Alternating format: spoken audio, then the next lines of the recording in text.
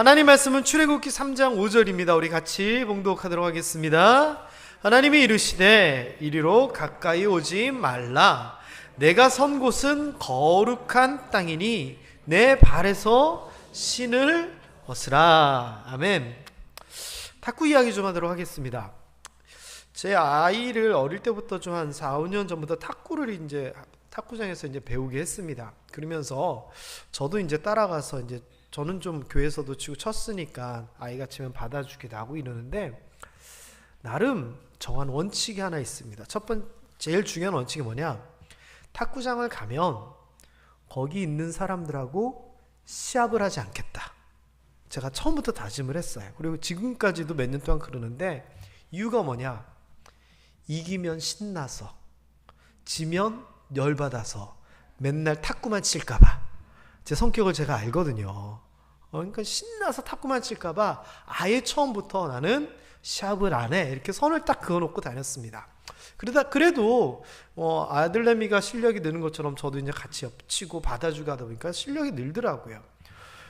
저희 목사님들이 크게 전국적으로 탁구를 칠 수 있는 기회가 두 가지가 있는 것 같더라고요. 하나는 영남 지역에서는 8개 지방회가 체육대회를 하는데 그 중에 하나가 종목이 탁구고요. 또 한 가지는 5월 달에 있는 서울시내 총동문대회를 하게 되면 각 지방회별로 거의 70개 지방회가 모이게 되는데, 그때 또 탁구 시합을 해요.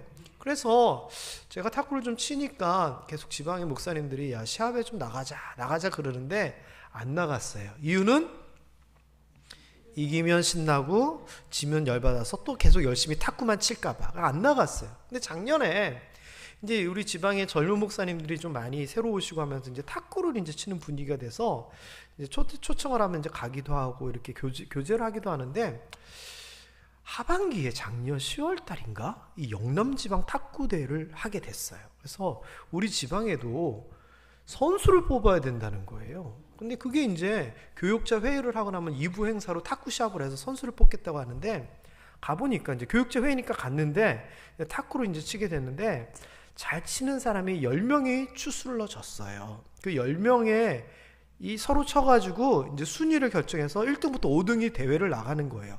제가 10명 안에 들었을까요, 못 들었을까요? 탁구 치기 전에 제 기본 실력을 가지고 사람들이 좀 치는 거 아니까 10명 안에 넣더라고요. 제가 거기서 시합을 했는데 순위가 1등부터 10등 중에 몇 등을 했을 것 같아요? 저 탁구 안 친다니까요. 참고로 저는 탁구채가 있는데요, 지강이를 탁구채를 사줄 때 서비스로 받은 탁구채예요. 그리고 탁구채 고무를 붙이잖아요. 저는 이 고무를 사서 안 쓰고, 지강이가 탁구 오래 치다가 그게 낡아지면 낡은 고무를 제가 갖다 써요. 그러니까 저는 탁구채도 되게 싸구려고 고무도 아주 낡아 빠져서 제대로 안 되는 건데, 제가 몇 등을 했을 것 같아요? 이렇게 얘기하는 건 이유가 있겠죠. 제가 당당히 1등을 했습니다. 근데 시합은요 안 나갔어요. 양해를 구하고, 죄송합니다, 제가 아직 마음의 준비가 안 돼서 응원만 하겠습니다 하고 시합은 안 나갔어요, 결국은요. 근데 올해는 지금 압력이 너무 세요. 나갈까요 말까요? 시합에 나갔다가 탁구 재미 들려서 맨날 탁구만 치러 다니면 어떡해요? 그래서 또 진지하게 고민을 해보겠습니다. 자, 어쨌거나 제가 탁구채 얘기를 좀 하려고 해요. 탁구채가 라켓이 좋으면 점수가 2점 수준이 올라가고, 라바가 좋으면 또 1점이 올라가고 그런 게 있어요. 우리 골프 치시는 분들은 아실 거예요. 운동하시는 분들은 테니스니 볼링이니 장비빨이라는 게 있잖아요. 장비빨. 네. 그 여자분들도 드라이하고 고대 할 때 장비빨이 있죠? 똑같은 거예요. 근데 제가 예전에 들으니까 우리 교회에서도 탁구 시합을 한 적이 있는데 김종탁 장로님이 1등을 하셨던 걸로 제가 들었습니다. 맞죠, 장로님? 근데 제가 예를 들어서 장로님하고 탁구를 친다 그래요.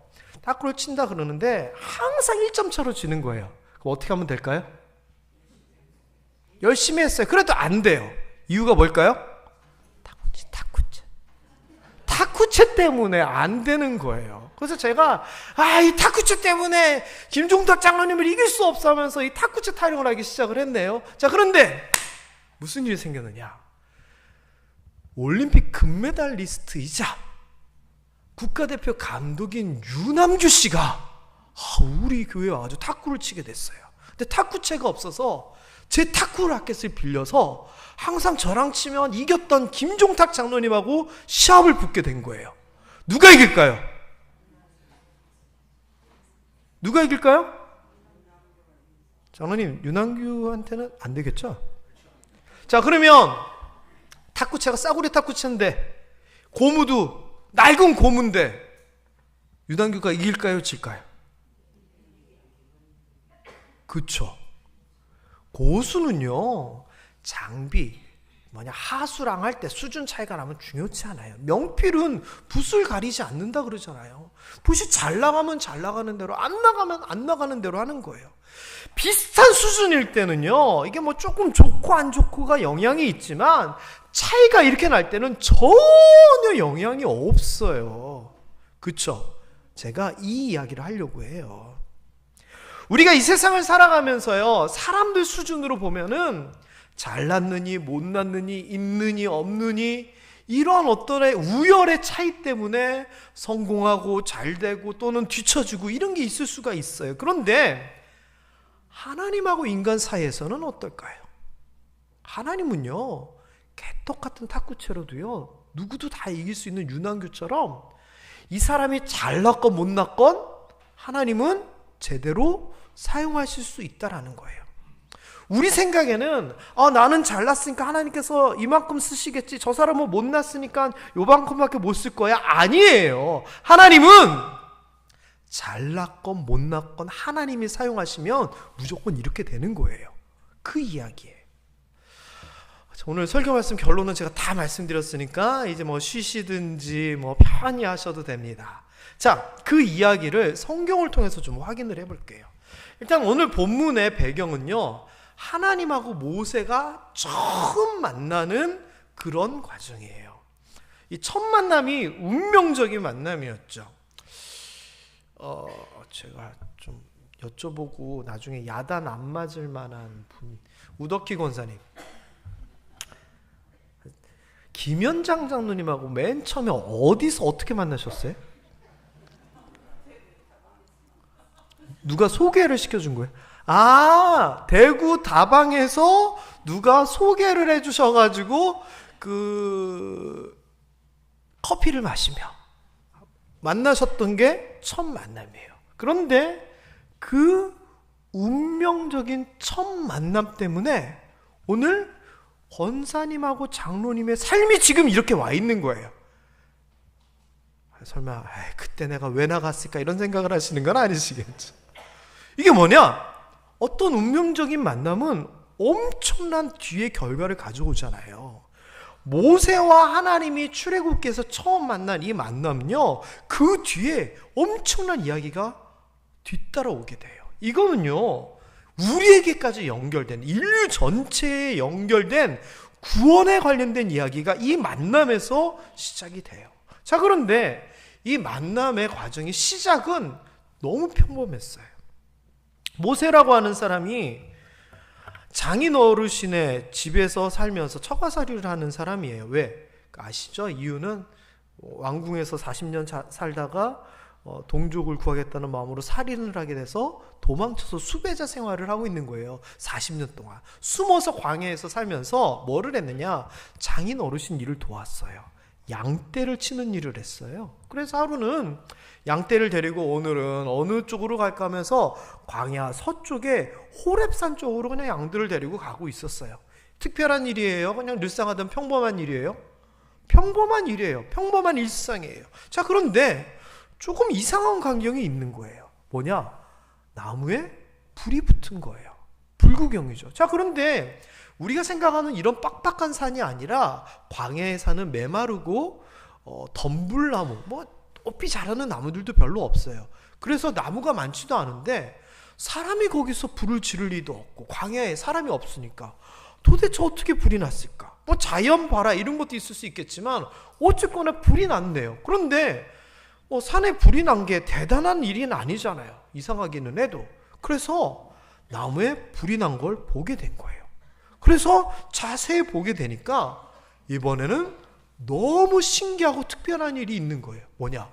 아니, 나무에 불이 붙었는데, 불이 붙었으면 이파리가 사그라들고 나무가 타야 되는데 나무는 쌩쌩한데 불만 붙어 있는 거예요. 너무 신기한 광경인 거죠. 그래서 도저히 지나쳐 갈 수가 없어서 가까이서 가서 보기로 작심을 했어요. 내가 돌이켜 가서 이 큰 광경을 보리라.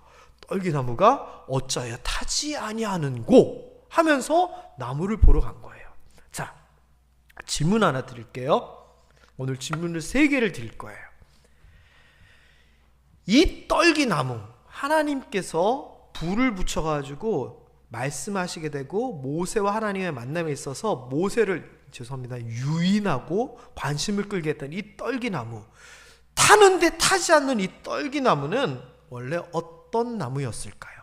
객관식입니다. 1번, 그냥 평범한 나무였다. 2번, 하나님께서 아주 특별하게 만드셔서 타지 않는 방염 재질로 만들어진 아주 엄청난 나무이다. 1번일까요? 2번일까요? 1번. 2번. 맞아요. 그런데 하나님께서 그 평범한 나무를 사용해서 기적 같은 일을 지금 보이시는 거예요. 첫 만남에서. 모세라고 하는 사람에 대해서도 좀 생각해 볼게요. 아까 얘기했듯이 이스라엘 사람인데 나일강에서 떠내려가는 것을 공주가 구해다가 왕궁에서 살게 하고 교육받게 했어요. 그러다가 동족을 도우려다가 살인자가 돼서 광야로 도망을 가죠. 장인의 그늘에서 40년을 지내고 그러다가 양떼를 데리고 가다가 하나님을 만나게 됐어요. 자, 이 모세는 나중에 이스라엘을 애굽에서 구출했고요. 수많은 기적을 베풀었고요. 민족의 지도자가 됐고요. 하나님의 말씀 계명을 받아 인류에게 전달을 하였으며 구약 최고의 인물로 추앙받고 있어요, 지금. 그러면 두 번째 질문이에요. 모세는 어떤 사람이었을까요? 첫 번째, 그냥 사연 있는 평범한 또는 평범보다 조금 못한 사람. 2번, 태어나면서부터 하나님이 딱 찍어가지고 능력을 줘가지고 다른 사람들하고 다르게 막 하나님께서 특별하게 만들어서 창조한 사람. 슈퍼맨 같은 사람. 1번일까요? 2번일까요? 왜 화를 내세요? 화를 내실 것까지는 없죠. 아니, 나중에 이야기를 보면 2번 같아요. 능력이 있고 대단한 사람인 것 같지만 원래 어떤 사람이었냐 물으면은 평범보다 못한 사람이에요, 모세는요. 그쵸? 자, 그 다음에 세 번째, 땅 얘기예요. 땅 얘기.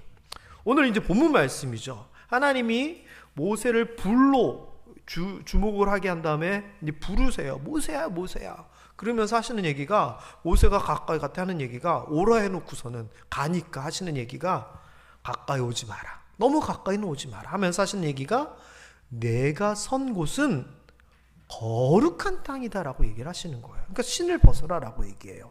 여기서 거룩한이다라고 하는 말은 코데시라고 하는 단어를 쓰는데 제가 좀 이따 나올 거, 한 번 더 나오니까 한번 봐두세요. 유념해서 거룩하고 신성하고 분리되어 있는 그러한 의미의 땅이라는 거예요.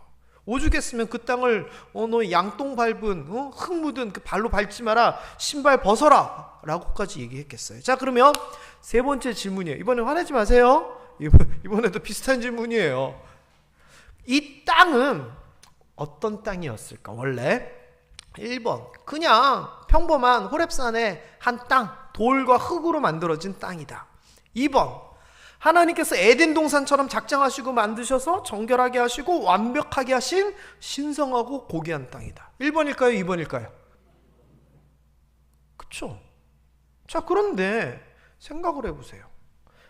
나무도 그렇고 사람도 그렇고 땅도 그렇고 원래는 그냥 평범한 나무 사람 땅이거든요. 그런데 이러한 평범한 나무 사람 땅이 인류의 역사에 있어서 가장 중요한 만남 중에 하나라 꼽을 수 있는 하나님과 모세의 만남의 이야기의 중심에 서 있어요. 그리고 이 세 땅은, 땅과 나무와 사람은 하나님의 역사, 힘, 기적을 포함하고 있어요. 그렇다면 평범한 땅이 이렇게 기적의 무언가로 되고 사람이 나무가 되는 이유가 도대체 뭘까요? 어떻게 하면 이 평범함이 기적으로 바뀔 수 있을까요? 이유는요, 아까 얘기한 코데시라고 하는 단어를 알면 돼요. 제가 이 코데시라고 하는 이 단어에서 이 구별된이라고 하는 의미를 일부러 뺐어요. 레위기 11장 44절에 보면 이 단어가 나오는데요, 하나님이 내가 거룩하니 너희도 거룩하라라고 얘기하면서 어떤 표현을 쓰냐면은 구별하여라고 하는 코데시라고 하는 단어를 써요. 구별하여. 구별하여는 뭐예요? 이 땅에 여러 가지 많은 것들이 있고 많은 나무가 있고 많은 사람이 있고 많은 땅이 있지만 하나님이 자기 마음에 드는 게 있어서, 이유가 있어서 찍어가지고 구별한 거예요. 이게 구별인데, 이 구별하시는 것이 평범이 기적으로 바뀌는 이유예요. 그러면 하나님이 왜 구별하실까요? 이유는 쓰시려고, 사용하시려고 구별을 하는 거예요. 자, 그러면 하나님이 사용하심에 있어서 사람을 사용하시기도 하고 어떤 가정, 집안을 사용하시기도 하죠. 다윗처럼. 또는 하는 일들을 사용하시기도 하고 어떤 상황을 사용하시기도 해요. 그러면 아까 우리가 본 것처럼 어떤 사람이냐, 어떤 가정이냐, 어떤 일터냐, 어떤 상황이냐 라고 하는 우리 생각에 잘하고 좋고 특별하고가 하나님 보시기에 중요해요, 안 중요해요? 하나도 안 중요해요. 하나님은 평범한 것을 통하여 큰 일을 하시거든요. 제가 잔소리처럼 하나만 더, 제가 이 평범하지 않은 것을 하나님께서 사용하셔서 큰 일을 한 거를 찾다 보니까 제가 한 달은 설교할 수 있겠더라고요. 새벽기도 포함해서 수십 가지가 나와요. 가장 대표적인 게 제가 늘상 얘기하는 것 중에 하나인 모세의 지팡이. 모세의 지팡이는 하나님께서 만드셔서 하늘에서 내려보내준 걸까요? 아니잖아요. 모세가 평소 들고 다니던 지팡이, 평범한 지팡이인데 하나님께서 모세를 사용하셔서 지팡이를 들라, 하나님께서 지팡이를 가지고 뭔가를 의도하시니 홍해도 가르고 반석에서 물도 솟게 하잖아요. 아론의 지팡이, 아론에게 제사장의 권위를 주면서 백성들이 아론이 대단하다고, 아니야, 아론은 대단해, 내가 사용할 거야 라고 하면서 증명을 아론의 지팡이를 통해 또 보여주시잖아요.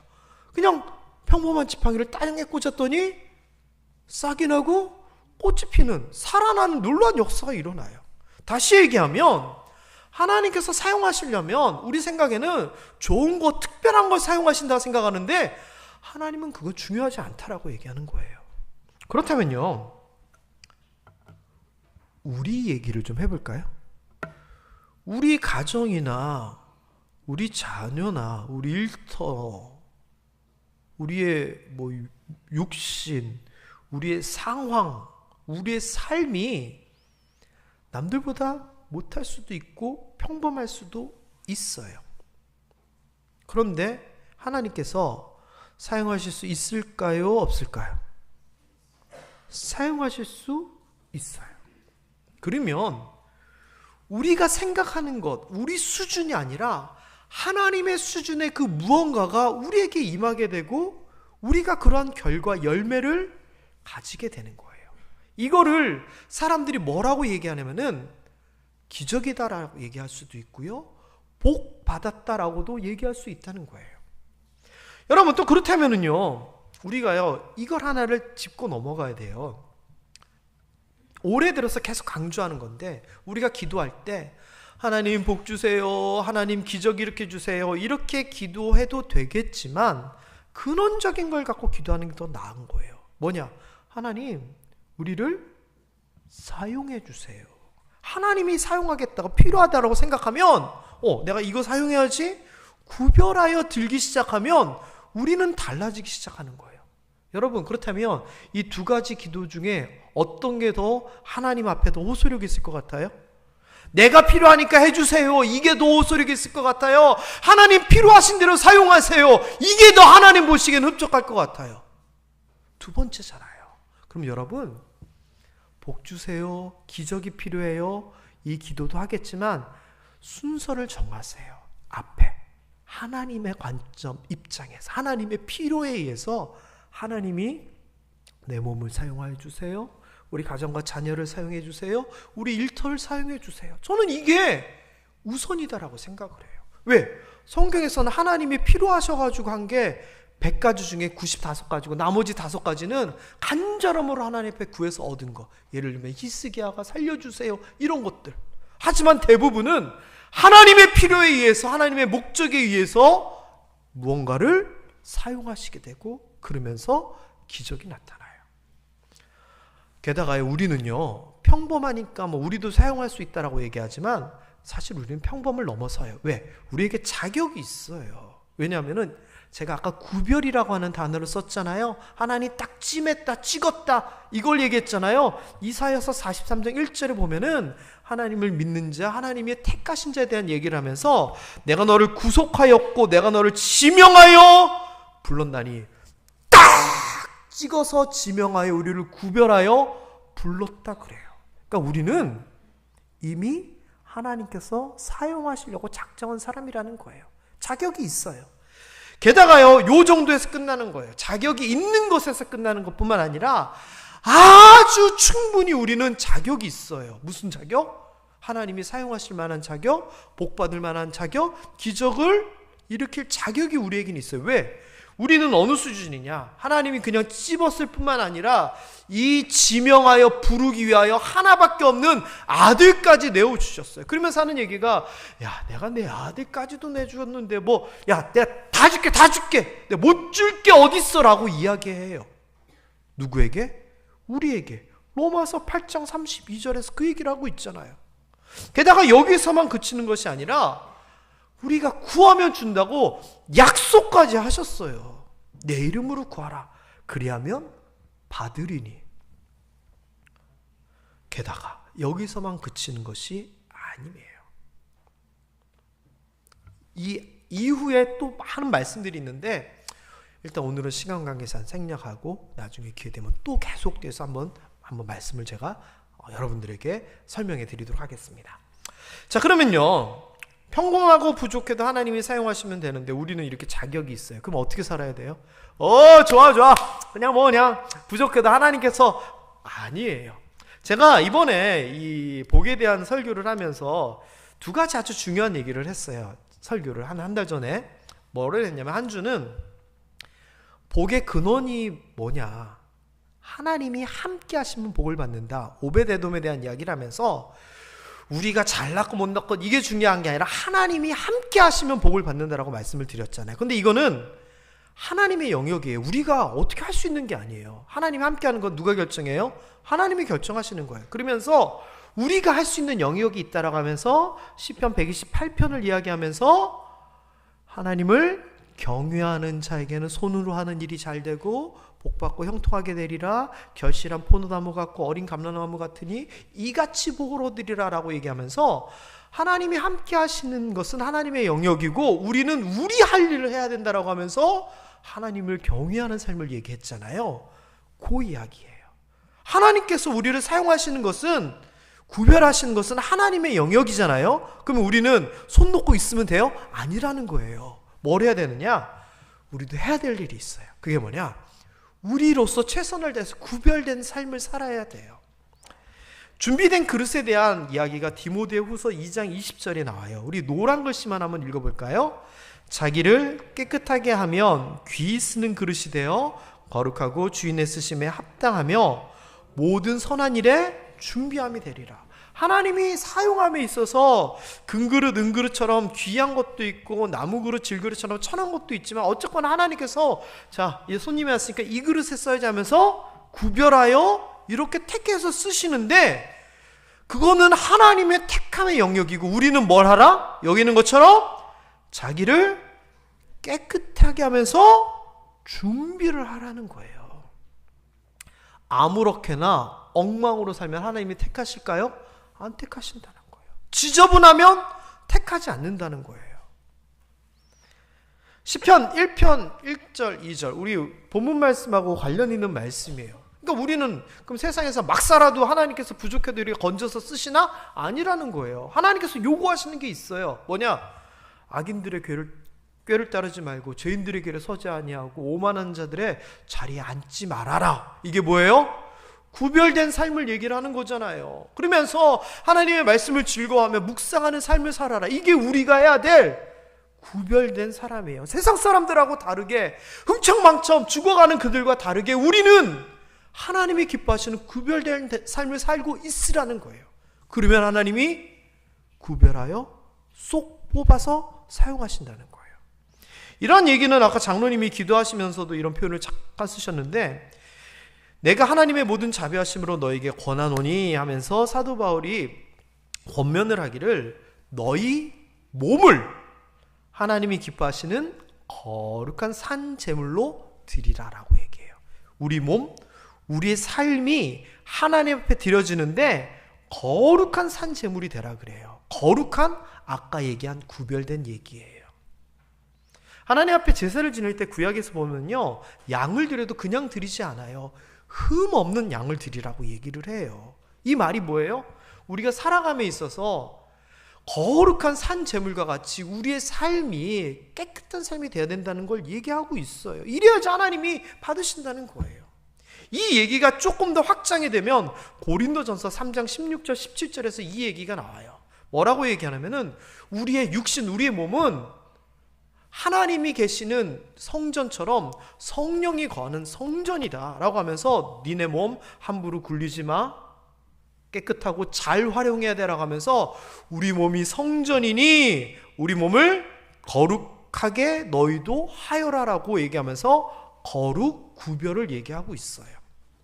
자, 이렇게 살아갈 때 무슨 일이 일어나느냐? 바로 우리의 삶이 평범했던 삶이지만 하나님이 택하신 나무, 택하신 사람, 택하신 땅처럼 우리가 이렇게 구별되어 살도록 준비되어 있으면 하나님께서 우리를 구별하여 하나님의 귀한 사역 가운데 사용하신다는 거예요. 그러면 무슨 일이 일어날까요? 바로 이런 일이 일어나요. 우리의 삶이 하나님 계신 곳, 모세와 하나님이 만났던 그 순간처럼 우리의 삶의 현장이 은혜와 기적과 복이 넘치는 곳이 될 거예요. 그래서 여러분, 이번 한 주간에는 이렇게 기도했으면 좋겠어요. 하나님, 우리 가정을 사용해 주세요. 나를 사용해 주세요. 우리 자녀를 사용해 주세요. 우리 일터를 사용해 주세요. 우리 교회를 사용해 주세요. 만일 하나님이 사용하시면 놀라운 나무, 사람, 장소와 같은 변화와 기적이 저는 나타날 것이다 라고 생각이 듭니다. 사랑하는 모함의 성도 여러분, 우리가 복 받으려면, 기적이라고 하는 복 중에 복을 받으려면 이렇게 하면 됩니다. 우리 삶의 현장이 하나님이 계신 곳이 되고, 우리 삶의 목적이 하나님이 기뻐하시는 곳이 되고, 우리 가족들이 하나님의 사람이 되어간다면 저는 이 은혜가, 이 기적이, 이 복이 우리에게 임할 것이라 확신합니다. 그런 우리 모두 되기를 주님의 이름으로 축원합니다. 저를 한번 따라했으면 좋겠습니다. 나는 평범한 사람입니다. 그러나 하나님이 사용하시면 기적의 사람이 됩니다. 자, 이게 말씀이 오늘의 결론입니다. 우리 결론을 확신하고 다짐하면서 옆 사람에게 내가 이런 사람입니다 얘기해 주십시오. 나는 기적의 사람입니다. 그렇게 되기를, 여러분의 입술의 선포 그대로 되기를 주님의 이름으로 축원합니다. 기도하겠습니다. 하나님